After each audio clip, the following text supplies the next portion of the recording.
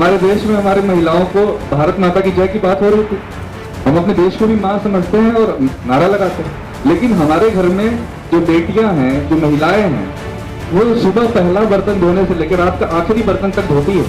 और बहुत जगह पे बहुत सारी महिलाएं काम नहीं करती, पर वो बेकार है। उसे अपने पति से हर दूसरे दिन पैसा मांगना होता है, और पति 2 बार दे देगा, तीसरे दिन वो झड़क भी देता है, और वो पत्नी या बहन या हमारी माँ जो है वो शर्मिंदा होती कि मांगे कैसे, हाथ फैलाए तो कैसे फैलाए, मांगे कैसे। तो वो आधी आबादी तो उसके पास तो कुछ है ही नहीं ना गारंटी का, काम रोज करती है वो, सुबह से आखिरी रात तक करती है। तो ये जो है कैसे इसे तय किया जाए कि इस हिंदुस्तान में हर नागरिक सम्मान के साथ जीवन जी सके। तो सबसे पहले तो इस नए संसद में, जो नया संसद बना जिसमें सिंबल रखा गया, हम लोग कह रहे हैं कि रोजगार कानून पास हो। पहली बात, क्योंकि जब तक कानून नहीं बनेगा इस सरकार की कोई अकाउंटेबिलिटी बनेगी ही नहीं। न तो हमारे लिए सांसद जिम्मेदार है, न हमारा प्रधानमंत्री जिम्मेदार है, और विपक्ष कैसे जिम्मेदार है। तो सबके प्रति ये सवाल है कि अगर आप मेरा वोट लेने चाहते हैं तो मुझे भाषण और आश्वासन तो नहीं चाहिए, मुझे चाहिए रोजगार का कानून। कानून होगा तो मैं कोर्ट जा सकता हूं, मैं बेरोजगार हूं तो। अभी कोई व्यवस्था नहीं है कि मैं बेरोजगार हूं, मेरी मजदूरी कम मिल रही। आज बहुत सारे दिल्ली में बहुत सारे लोगों को मिनिमम वेजेस नहीं मिलता, न्यूनतम मजदूरी, अधिकांश लोग हैं, पर वो कोर्ट नहीं जा सकता क्योंकि अगले दिन उसे नौकरी से निकाल दिया जाएगा। इसे कोई मैकेनिज्म बनाया ही नहीं गया है। दिल्ली सरकार जो और देश की सरकार डिजिटल इंडिया की बात करती है, अरविंद केजरीवाल भी IIT से आए हुए मुख्यमंत्री हैं, कहते हैं ना सबका डिग्री देखते हैं, तो उन्होंने भी ये व्यवस्था नहीं की कि भाई कैसे जो है जो घरेलू वर्कर हैं, जो वेस्ट पिकर है, या जो छोटा से बड़ा काम कोई भी कर रहा है, उसकी न्यूनतम मजदूरी के खाते में सुनिश्चित है। ऐसा कोई व्यवस्था नहीं किया गया। तो ये कैसे हो, इसमें कोई बहुत बड़ा साइंस नहीं है। कानूनी अमली जामा पहनाया जाए, उसके बाद अर्थव्यवस्था की, अर्थशास्त्र की बात शुरू हो जाएगी, और ये भी बात होगी कि कैसे पर्यावरण को नुकसान किए बिना, पर्यावरण को नुकसान किए बिना वो अर्थव्यवस्था, वो अर्थशास्त्र का बात किया जाए। हमारे देश में भी एक कार्बन क्रेडिट होना चाहिए कि नहीं। अंबानी, अडानी, टाटा, बिरला जो भी लोग हैं, उन लोगों ने खूब, ये 100 लोग हैं या 200 लोग हैं, 500 लोग हैं, है ना, उन लोगों के पास सारी पूंजी है। चाहे पानी बेचा उन्होंने, चाहे उन्होंने जो है कोयला बेचा, चाहे उन्होंने हमारी गंगा को बेचा, चाहे हमारी गंगा को प्रदूषित किया, चाहे आज दिल्ली जो है हर नवंबर दिसंबर में ये हालत हो जाता है, गैस चैम्बर बन जाता है। तो आप सबके बच्चे बीमार होते हैं ना, हम सब लोग बीमार होते हैं, पर वो हवा प्रदूषित करने वाले, पानी प्रदूषित करने वाले और उससे बेनिफिट लेने वाले, जिन्होंने कि इस धरती में पेस्टिसाइड बेचा फसलों के लिए, जिन्होंने फर्टिलाइजर बेचा, और उसकी स्थिति एक ब्रेन कैंसर चल रहा है, और अब स्थिति है कि हर घर में कैंसर पेशेंट। तो इसका खामियाजा जो है हम सब भुगत रहे हैं। तो वो पैसा कंपनसेट करने के लिए कम से कम हमें तो दो। उस हिंदुस्तान का जिसपे हमें नाज करना है, जिसपे हमें गर्व करना है, वो हिंदुस्तान कहाँ है, वो हिंद कहाँ है, और रोजगार के मायने क्या है। रोजगार को हम लोग उसी तरह से देख रहे हैं। रोजगार को हम लोग 4 हिस्से में देख रहे हैं। पहला हिस्सा है कि सरकारी नौकरियां, सरकारी नौकरियों में 2 तरह के लोग हैं। सरकारी नौकरी में एक जो परमानेंट एम्प्लॉय हो गया, दूसरा जो है ठेके पे है, कॉन्ट्रैक्ट पे है, तीसरा गेस्ट पे है, पता नहीं कब होगा कब नहीं होगा।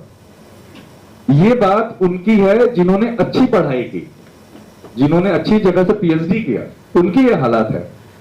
हमारे देश में जिन्होंने कानून की पढ़ाई की, वो बच्चे जो लॉ ग्रेजुएट होके किसी डिस्ट्रिक्ट कोर्ट में 200 रुपए 150 रुपए शाम को इंतजार करते हैं कि वो अगले दिन का कोट और सफेद जो शर्ट है वो कैसे साफ पहन के कोर्ट वापस जाएंगे। ये हालात है जो लीगली जो साउंड है उनकी ये हालत कर दी। इस हिंदुस्तान में बैरिस्टर महात्मा गांधी, सरदार पटेल, बाबा साहब अम्बेडकर, ये लोग बैरिस्टर थे। इन लोगों ने देश आजाद करवाया। उस देश में जो लोग कानून की पढ़ाई करते हैं उनकी ये हालत हो गई। तो हम लोग 2 चुनौतियां हम लोगों के सामने आज वर्तमान में साफ साफ खड़ी है। पहली चुनौती जो आज के युग में है वो है आर्टिफिशियल इंटेलिजेंस की। पहले से ही हमारे देश में जैसे ऑटोमेशन आया तो रोजगार वैसे खत्म होने लगे। मतलब मजदूरों के काम जो है मशीनों ने कम कर दिया। ठीक है, मजदूर को शरीर का ज्यादा श्रम था, हम उसका स्वागत करते हैं, पर वो धीरे धीरे ऐसी स्थिति बनी ऑटोमेशन की कि गडकरी जी ने 100 किलोमीटर सड़क बनाई 24 घंटे में, उसमें सिर्फ और सिर्फ मशीनें थी। तो मजदूरों का काम, मजदूर जो करता था वो तो अपने आप कम हो गया। ऐसे बहुत सारे काम खत्म हो गए। और अभी जैसे जैसे एआई आ रहा है, अभी एआई अपनी बचपन में है। हमारा कहना है कि आर्टिफिशियल इंटेलिजेंस अभी बच्चा है, छोटा बच्चा।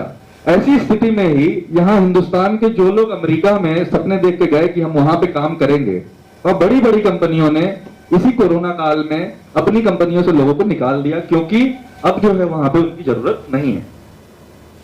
और आने वाले समय में, जैसे अभी मोदी जी गए थे, टेस्ला के मालिक एलन मस्क से मुलाकात किए, देश वहां के बहुत बड़े बड़े पूंजीपतियों से मुलाकात किए।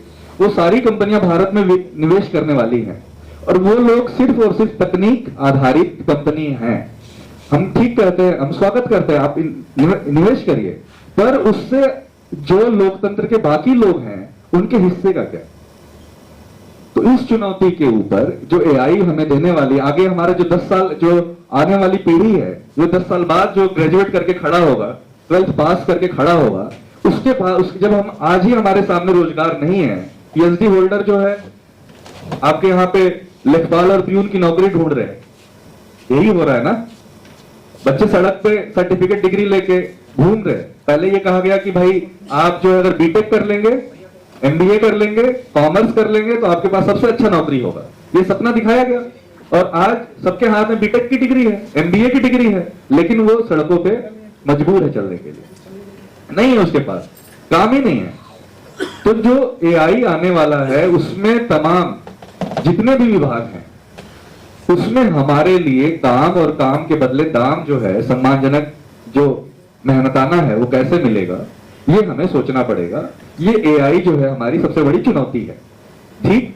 जो और इसके बारे में, एआई के बारे में सभी लोग निश्चिंत हैं, क्योंकि वो लोग जो देश चला रहे हैं, उनके घर के ऊपर कोई बोझ नहीं आने वाला, उनके घर के लिए कोई चुनौती नहीं, उनके पास ठीक ठाक प्रॉपर्टी है, ठीक ठाक पैसा है, फैक्ट्री चलेगी उनकी ऑटोमेशन और एआई से, तो उनको कोई दिक्कत नहीं। लेकिन उन बच्चों का, उन नौजवानों का क्या होगा जो बड़ी तादाद में सपने देख रहे हैं कि वो भी आगे चल के कुछ करेंगे। दूसरी जो चुनौती है जिसके बारे में हम लोग रोज सुन रहे, पर्यावरण की। ये पर्यावरण को खराब करने वाला भी इस धरती पर मनुष्य ही है, और किसी ने नहीं खराब किया। चिड़िया ने नहीं किया, शेर ने नहीं किया, बाघ ने नहीं किया, जितने जीव जंतु, उन्होंने इस धरती को खराब नहीं किया।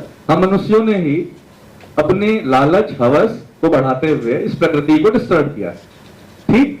उसका परिणाम ये हुआ कि हर 5वां व्यक्ति कैंसर का पेशेंट हो गया, हर 3रा व्यक्ति डायबिटिक का पेशेंट है। हर रोज जो है हमारे सामने ये आ रहा है कि लोग ये कह रहे हैं कि भाई कल जो है बॉम्बे का इतना हिस्सा डूब जाएगा। जो लोग काम कर रहे हैं इसके ऊपर, वो बता रहे हैं कि आने वाले समय में ये हिस्सा डूब जाएगा, ग्लोबल वार्मिंग जैसे जैसे बढ़ रही, ये होने वाला है। पर वही बात जो सत्य प्रकाश भाई ने कहा, ये किया किसने? ये जो हिस्सा डूबने वाला है वो सब लोगों ने ही किया ना, ये हमने नहीं किया, ना रिक्शा चलाने वाले ने किया, ना जो भलसवा में रहने वाले लोग उन्होंने किया। गरीबों ने इस धरती का कोई विनाश नहीं किया, और जो बेरोजगार है उनका कोई कंट्रीब्यूशन ही नहीं, क्योंकि उस आय से उसे कुछ मिला ही नहीं है। जो किसान है, छोटा सा पैसा ले लिया कर्ज के रूप में, उसको तो उस कर्ज के रूप में नहीं दे पाया तो आत्महत्या करना पड़ा है ना उसे, तो वो तो सुसाइड किया। अभी आप बता रहे थे कि उनको तो दो छुट्टियां दिलाने के लिए इन्होंने संघर्ष किया। एक छुट्टी, 4 महीने के 4 दिन की छुट्टी का संघर्ष हो रहा है, तो उन्होंने तो कुछ किया ही नहीं। तो सवाल जिससे होना चाहिए उससे हो। और इस देश तो एक यूनिट है ना, तो देश का जो कमाई है वो देश का कमाई तो देश के सबका हिस्सा होना चाहिए। क्योंकि भारत माता अगर हमारी माँ है तो खाली अंबानी की माँ थोड़े, उसी को थोड़े खाली सारा पैसा दे देगी। भारत माता के तो 140 करोड़ बच्चे हो गए कि नहीं? तो 140 करोड़ में से 40-50 करोड़ लोग तो बीपीएल के नीचे आते हैं, जो सरकार, जो रिसर्च करने वाले लोग हैं वो कह रहे हैं। तो इसका हम यही कह रहे हैं कि इकोनॉमिक जस्टिस की जो बात है, आर्थिक न्याय की जो बात है, आर्थिक न्याय जो पहली जरूरत है, सो उसी के माध्यम से हम लोग सामाजिक न्याय तक पहुंचेंगे। और ये जो पर्यावरण को दूषित करने वाले लोग हैं, दुनिया में कार्बन क्रेडिट चलता है, सब कुछ लोगों को पता हो, कुछ साथियों को नहीं पता होगा, वो वापस से बात कर लेंगे। कार्बन क्रेडिट वही है कि भाई विकासशील देशों को विकसित देश पैसा देते हैं, क्योंकि वो कार्बन इमिशन सबसे ज्यादा किए। कार्बन गैस, कार्बन डाइऑक्साइड जो प्रदूषण है, सबसे ज्यादा वो गैस विकसित देशों ने पैदा किया, तो वो पैसा वो लोग देते हैं, दे रहे हैं नहीं दे रहे, खाते में कितना आ रहा है वो भी संदेहास्पद है। तो हम लोग इसके लिए ये जो अभियान है, इसकी शुरुआत हमने भलसवा से की, और ये भलसवा में जो शुरू हुआ वो हम लोगों ने गरीब से गरीब मजदूर जो है वहीं पे रहता है, तो एक उदाहरण है। वहां पे कुछ साथी आए और हम लोगों ने ये अभियान शुरू किया, और वहां पे हमने प्रोग्राम लिया जन संसद का, क्योंकि जो पार्लियामेंट है उसमें तो बात हो ही नहीं रही हमारी, तो हम लोगों ने एक पीपुल्स पार्लियामेंट में हमने बात शुरू की, जिसमें कि आपके अर्थशास्त्री हैं प्रोफेसर अरुण कुमार जी शामिल हुए, किसानों के जो सबसे बड़े नेता हैं जोगिंदर सिंह उग्राहा जी, उग्राहा यूनियन के, वो भी शामिल हुए, क्योंकि वो एमएसपी की बात कर रहे हैं, हम मिनिमम वेजेस की बात कर रहे हैं, रोजगार गारंटी की बात कर रहे हैं, तो हम लोग नेचुरल एलाई, उसमें जो है प्रशांत भूषण जी भी आए, उसमें जो है हमने सभी पार्टियों को न्योता दिया, क्योंकि पार्टियां ही हम लोग, तो अगर जैसे ही थोड़ा भी ये मन में बना दें कि कोई हम में से कोई चुनाव लड़ लेगा, हम में से ही एक साथी चुनाव लड़ के मुख्यमंत्री बन गया, 2 स्टेटों में सरकार बना ली, पर व्यवस्था वही बात हो रही, बार बार लोग शिकायत कर रहे हैं ना कि वही की वही है। तो अगर हम ये सोचे कि ये आंदोलन जो है कोई राजनीतिक दल बनाने के लिए कर ले हम लोग, तो हम लोग वहीं खड़े रह जाए। हम लोग इसीलिए किसान आंदोलन से प्रेरणा लिए कि कानून की बात हो, रोजगार कानून की बात हो, हम उसी के लिए लड़ेंगे, क्योंकि जैसे ही हम थोड़ा भी डिग्री इधर उधर चेंज करते हैं, उसमें भी हुआ ऑर्डिनेंस तो वापस हो गया, पर एमएसपी नहीं मिला किसान आंदोलन में, क्योंकि थोड़ा सा डिग्री चेंज हुआ, चढ़ूनी जी चुनाव लड़ गए, है ना। तो हम जैसे ही थोड़ा सा भी भटकेंगे, तो हमसे भी जो आने वाली पीढ़ी या हमारे बीच के साथी हैं, वो भी कहेंगे कि भाई ये जो है चुनाव लड़ने के लिए कर रहे थे, और चुनाव लड़ने के बाद हमारी तो औकात नहीं है कि हम लोग देश में व्यवस्था का निर्माण कर ले। ये मेरा अपना समझ है। मैं कह रहा हूं कि बाकी लोगों का भी समझ होगा, उसका हम कह रहे चुनाव लड़ना चाहिए, और उसका भी मैं सपोर्ट करता हूं, मेरा व्यक्तिगत ये मानना है, मैं सबकी तरफ से ये बात नहीं रख रहा, पहले ही मैं क्लियर कर दे रहा अभी। तो इसलिए ये अभियान और ये आंदोलन जो हम लोग केंद्रित कर रहे हैं, उसमें हमारा सिर्फ और सिर्फ रोजगार कानून बने, वो हमारा right to work fundamental right बने, ये जो है ये अभियान वहां तक जाने की हमारा मकसद।